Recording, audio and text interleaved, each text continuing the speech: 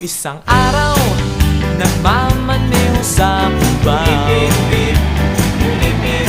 Aking nakita, babaeng saksakan ng ganda.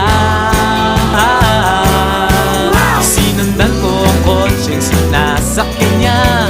Hindi ko nakitang may dumarating pala. Hindi ko naiwasan, kami bigla nagkabanggaan. Nung magkamalay, nasa ospital na ako. Nasikaso ng doktor na pili ng nanay ko.